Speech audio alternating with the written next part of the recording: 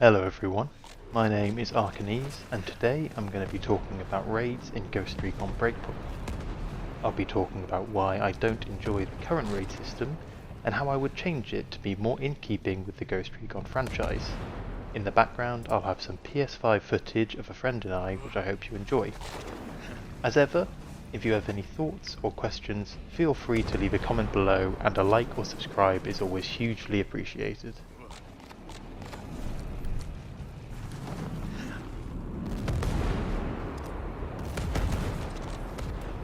Now we're all waiting for the promised Year 2 roadmap, so there isn't much else going on in Breakpoint at the moment. However, this tweet from Basie recently joked about the idea that the Tomb Raider crossover might be hinting at a new raid. This got me thinking about the current raid mechanics and how I'd like to see them be changed.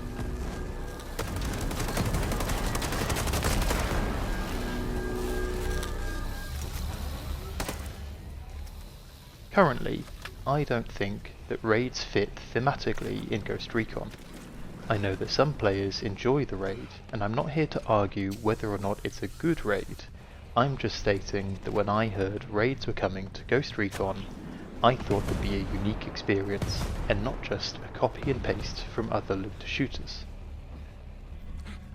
My biggest gripes with the raids are the gear score, which I know has been covered to death so I won't talk about that too much, and the boss fights. Huge health boss fights do not make sense in a tactical shooter which strives to be realistic. I didn't enjoy the Walker boss fight, and I don't enjoy any of the raid boss fights.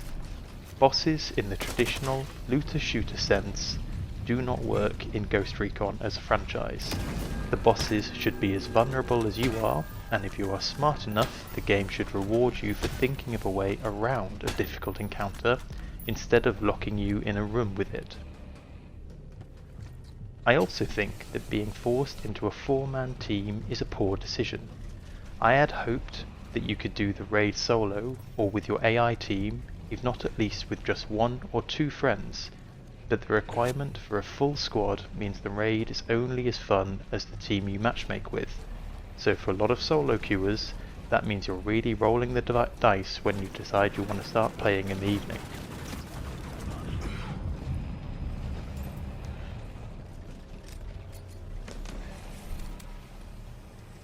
So I started thinking about what makes a raid challenging. What is the exciting part of a raid? Obviously, the rewards are important, and I'll come back to that later, but there are other aspects too. First off is not knowing what to expect. Exploring a raid, in any game, with no knowledge of what to expect can be a great experience. As people learn the raid and optimize boss fights, it becomes more and more about exploiting bugs and speedrunning for rewards. Again, for some people, this is core to their fun, but in Breakpoint I think half the challenge is not knowing what or where your enemy is. The next challenge should be in using the core gameplay skills and pushing them up to the next level. I think that Golem Island already does this really well. We have a high density of tough enemies and limited support from bivouacs. The world is full of great points of interest, and there isn't too much distance between them. This is a big part of what makes Golem Island such a great location for a raid. The final thing to make a raid challenging is meaningful punishments. Not just failing and immediately jumping straight back into the boss fight, but something that makes you want to survive and want to succeed. I think for Ghost Recon, this should be permadeath on Golem Island. I'll talk more about this in a moment, but only by losing all raid progress on death will a player feel they have successfully beaten a real challenge.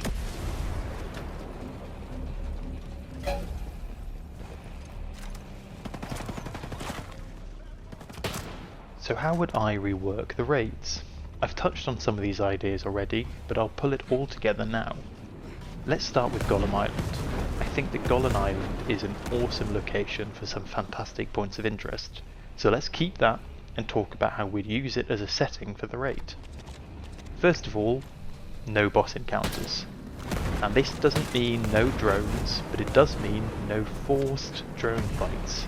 Keep the behemoths on the map for all I care, but don't tell me I have to fight them. and obviously let players turn them off as they can in the rest of the world if they want to. Now, no boss encounters doesn't mean no bosses, but bosses will be done in the Ghost Recon way. A well-protected target in an interesting location that you need to kill, extract, interrogate, etc., and how you do that is down to you and your planning. This is where Ghost Recon shines. Give the players a simple objective and let the map provide the challenge.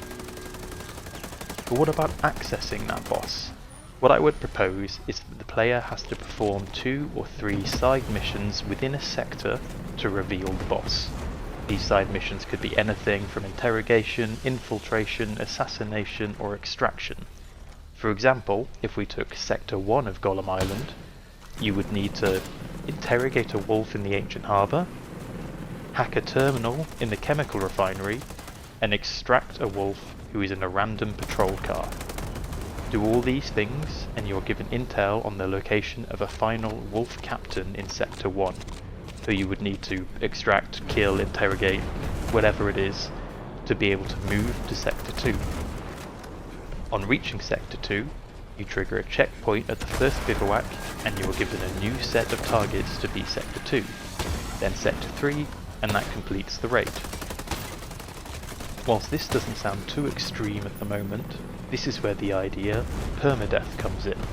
For those of you who played Wildlands, you will be familiar with the Ghost mode. This was a new game mode that let you start the game from the beginning with permadeath enabled, and rewards were granted for how far through you made it before dying. It had some other minor realism changes over the core game as well, but essentially it was the same. I would propose that Golem Island becomes a mini Ghost mode experience. From the starting bivouac at the entrance to Sector 1, you enter a permadeath zone. Dying in this area would respawn you back at that starting bivouac and reset Golem Island. So you have to complete all of the objectives and the boss without dying. Making it to the first bivouac of the next sector would be the only way to gain a checkpoint. This permadeath adds a real threat of failure to the player. However, dying is the only failure condition. You can be detected during the raid, and the only penalty would be that wolves would be on high alert and call in backup, which would obviously make things harder and make death more likely. However, you do not have to use stealth. If you and your team are confident that you can still go loud, it becomes a real trade-off, making you the decision maker for how you want to challenge the raid.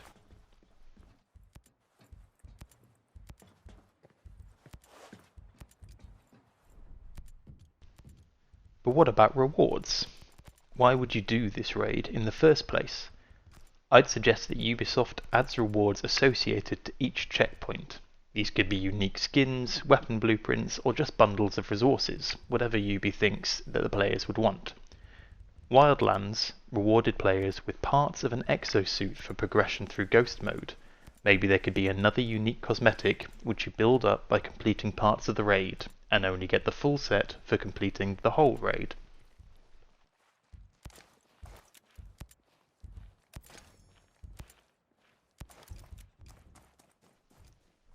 All this so far hasn't spoken about the replayability of the raid, though some of you may have guessed it from what I've implied. Ubisoft should make all the missions in each sector randomly generated, similar to how the daily faction missions work now. This means that each time players try the raid, it is likely going to use a new location or a new mechanic, being extraction, assassination, etc., each time. Players will need to take their time and plan their moves, adding an extra recon challenge in. I'd suggest the raid does a total reset once a week. That allows players to play through the raid over several play sessions, i.e. you could clear Sector 1 in one night, and if you successfully make it to the Sector 2 bivouac, that's a checkpoint, and you can come back another night and pick it up from there. Ubisoft could add weekly rewards for players to complete again, and a set reward for the first time you beat the raid. This would allow players to come back to the raid time and time again, and each time there would be a fresh experience with new rewards for their efforts.